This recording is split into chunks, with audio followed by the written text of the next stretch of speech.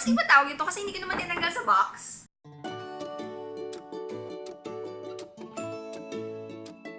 Hi guys! Winwyn here. I'm going to do something new. First time ko gagawin to. Something special. It's called unboxing. So, hulaan nyo kung ano yung unbox ko. Ano yung unbox ko? Yung Bts Dolls. Siyempre, meron akong ghost na ayaw magpakita. I'm going to open the Mattel Bts Dolls. Oh my gosh! Ding! Ding! Ding! Ding! Ding! Ding! Ang weird ng sound. This package came from Kids Company PH. So, thank you Kids Company PH. Ang galing nyo. Ang galing nyo. And I'm so excited to open it. If you want to get your own doll, follow them on Instagram, Kids Company PH. Like their Facebook also, Kids Company PH and Ritual Club PH. If you want to get it, I'm excited to see my dolls, my BTS dolls. So let us open the doll. Anak ng bata. Okay. Bakit na-excite ako? Si MM po, my sister, is behind the camera. Yeah. She doesn't want to join me. Ayun niya, ipakita yung face niya. Dun, dun, dun, dun. Oh my God! BTS dolls are here from Mattel! I have the set! Isa-isahin ko siya, ipapakita ko sa inyo isa-isa. Unahin natin si J-Hope. J-Hope! J-Hope! And this is J-Hope. This is Namjoon, RM, and may dimple siya, guys. I have Jungkook, JK, the Golden Matinee, si Jin. Guys, pinatago ko pa yung reaction ko, pero pinapakita ko lang sa inyo, ha. This is Jin. Also have Suga. Suga. Jimin. Jimin! Okay? And of course, my love. Well, love ko naman sila lahat. V. This is V with a half and half hair color. Right there. BTS X Mattel. So, I don't know if it's limited edition. Is it limited edition? I'm not sure. We're not sure, no? So, announced it when they had yung Toy Fair, no, M? Yes. Toy Fair, na they're going to release BTS dolls. And I think the highlight talaga ng sinabi nila when we read the article is yung dolls will have yung parang replica ng mga suits ng BTS sa idol, music video na idol. So, the suits are the highlight of these dolls, which I love. Sobrang fashion ang ano nito, no? Fashion. Siyempre, I love BTS so much. Diba? Super.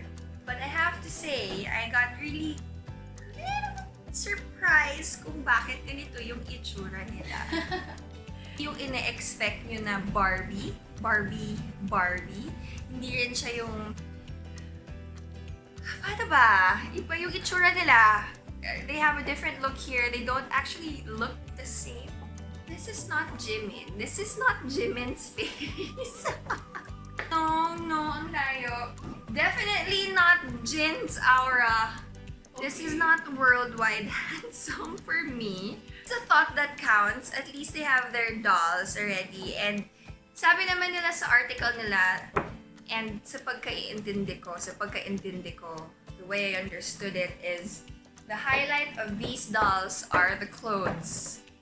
If you will buy this, yung clothes ang medyo hahabulin nyo talaga. Tsaka mukha ni Suga, para siyang medyo nalungkot siya ng very light. Yung Suga. Sorry! Pero parang nalungkot siya, di ba, Em? Yeah. Parang nalungkot siyang Suga. Wait. Ayan o, guys. Okay. Patayin ko. There! Since walang ilaw, this is Suga.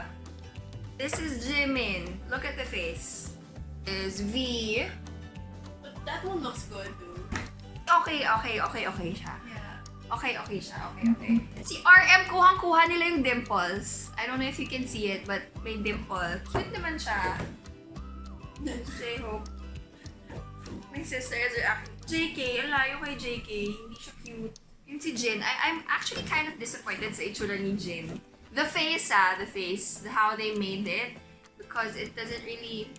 Well, I mean, it's dolls. It's a doll. It doesn't really need to be, exact, replica or whatever of their face, diba? It's just, basta pag fan kayo, ibili niyo to for sure. Ako kasi, when I saw it, I was obviously, nung nakita ko yung package and everything, I got so happy because this is, I think, very limited, and if you have this, I suggest don't open it. Don't open it. Just i-store nyo na lang siya, tapos i-display nyo kasi siguro like after 5 years or 10 years, di ba? Masasabi nyo na meron kayong doll ng BTS from Mattel, and it's a first of its kind. It's retailed about 1,500 pesos. You can check it on Kids Company PH online. You can check their Instagram if you want to get one. And the release is, I think, this August. August already. I heard also there's a lot of toy stores that are asking for pre-order already. If you wanna get yours, again, order it at Kids Company PH. It's not, magugulat kayo. I don't want you to get disappointed. Kasi, syempre, hindi siya yung ini-imagine yung itsura talaga. But, I'm still happy because the clothes are really nice. It's really nice. It's really well made. Medyo maluwag sa kanila yung damit. It is actually quite, not naman super, but it's quite heavy. It's not the normal. It's pretty large also. It's pretty tall. Medyo tall siya, so ganyan siya kalaki. It's 11.5 inches. Wow, she knows the measurement, guys. No, 11 point what? 5 11.5 centimeters? inches. Centimeters. Inches? Inches, oo, mali ako. So, it's packaged really well. You have the photo at the back. Okay naman. Okay naman siya. Okay naman. Paulit-ulit ko lang sinasabi, baka magulat kayo pag nakita niyo yung itsura. Medyo baka sabihin niyo, what is this? Why? Why like, no. Siguro na lang, positive thinking na lang talaga kayo. If you're like a fan and you just want memorabilia, kumbaga, I think you would buy also. It's a little bit expensive. It's 1,500 for this doll, for one. For one doll, it's 1,500. 1,499.75 to be exact. Kung sino man yung bias nyo, I suggest you get one. And kung gusto nyo naman the whole set, why not, diba? So, is it worthy to buy? If you are like an ultimate fan, if you love them so much, and you want to support them and everything, and if kaya naman sa budget, and wala na kayong ibang importante na kailangan bilhin, you can buy it. Hindi ko kayo pipilitin kasi syempre may mga priorities din tayo in life. Lalo na alam ko maraming students na sobrang idol ang BTS. So, for me, isipin niyo muna yung priorities niyo bago kayo bibili ng dolls. Pero, if may extra naman kayo and nakaipon kayo, diba? Go get one. Diba? Go get one.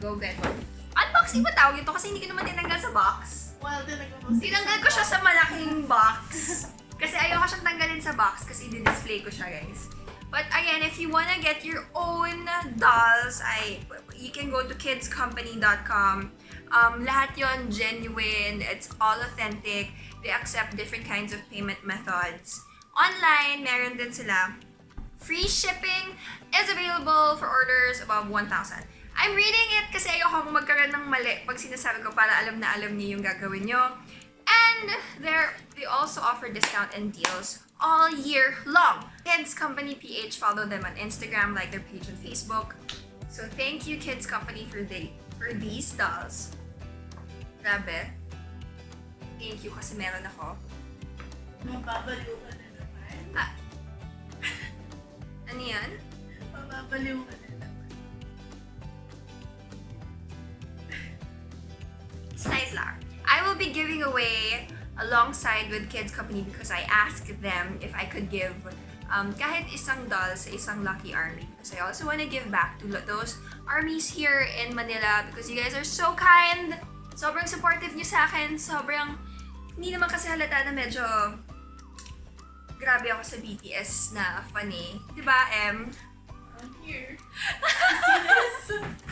This is Standy. As in, Standy siya. Yes, may standee ako ni V. And for those who don't know, regalo yan sa akin ng friend ko na si Jamie. Friends ko kasi very supportive. Like this one. Another friend of mine from work, my makeup artist, gave me his pillow. This is my laptop. Subtle, no? Very subtle na funny ako. Let's just be thankful that naglabas sila, di ba? For the armies all over the world. And yeah, 1,500 isa. Okay? So yeah, this is my unboxing of the BTS X Mattel. BTS X Mattel. And I hope you guys like, share, and comment on this video. Thank you guys. This is Winwyn Situation.